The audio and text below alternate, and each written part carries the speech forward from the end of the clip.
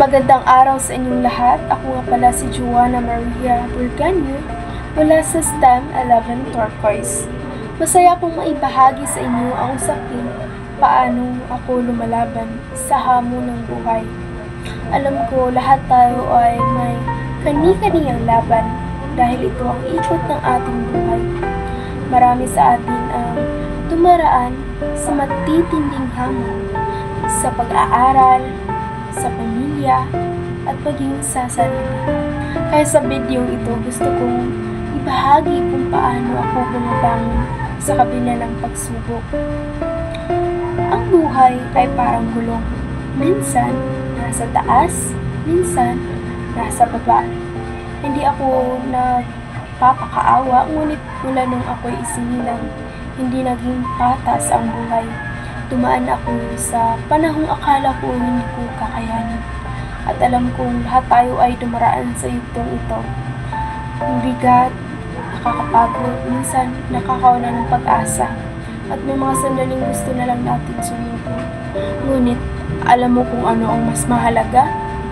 Ang tumayo ulit kahit ilang beses pa tayong bumagsak.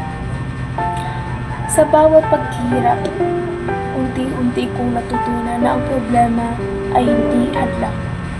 Ito ay daan upang tumatak ako.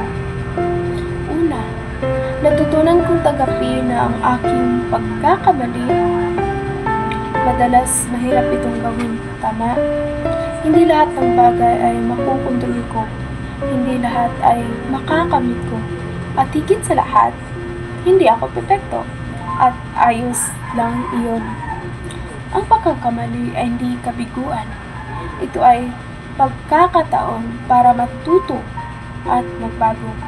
Sa tuwing nagkakamali ako, natutunan ko unawain sa sarili at gawin itong aral, hindi sa gabal. Pangalawa, natutunan kong bumangon at magpatuloy. Maraming beses ko nang nasabi ang salitang ayoko na. Pero heto pa rin ako. Bumabangon tuwing umaga upang harapin ang panibagong araw. May mga gabing pagod na pagod, umiiyak sa tahimik. Ngunit dahil may malaki akong pangarap, pinili kong magpatuloy. Araw-araw ay labanan sa pagitan ng hindi ko na kaya at kailangan kong gawin. At sa kabila ng lahat, patuloy pa rin ako. Kahit gaano kahirap, basta't may determinasyon at pag-asa, kakayanin. Dahil alam ko, may dahilan kung bakit ako lumalaban. Pangatlo, natutunan ko magtiwala sa proseso. Ang pagtitiwala sa proseso ay pagtitiwala sa sarili. Hindi dapat hayaan ng isang tao na lumunin siya ng negatibong pag-iisip. Maari hindi palaging ayon sa gusto natin ang resulta, ngunit dapat nating paniwalaan na may tamang panahon sa lahat. Hindi man natin agad maintindihan kung bakit nangyari ang bagay, pero kung may tiwala tayo sa sarili, malalampasan natin kahit anong unos. At panghuli, natutunan ko ang pananampalataya. Sa mga oras na tela wala ng makapitan, lagi kong naalala na may Diyos na laging nariyan, handang makinig at kumabay. Hindi man natin kontrolado ang lahat, alam kong may dahilan kung bakit niya pinaranas sa atin ang mga pagsubok, upang tayo ay tumibay at matutong magtiwala sa kanyang plano.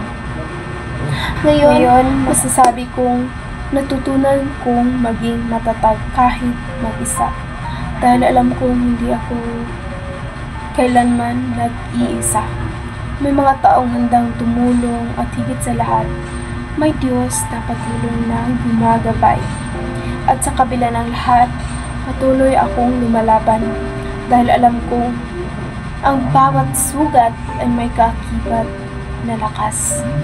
At ang bawat pagsubok ay may aral na magtuturo sa akin kung paano maging mas matatag at maging matapang. At doon nagtatapos ang lahat. Maraming salamat sa pakikinig at nang may natutunan kayo mula sa aking ibinahagi.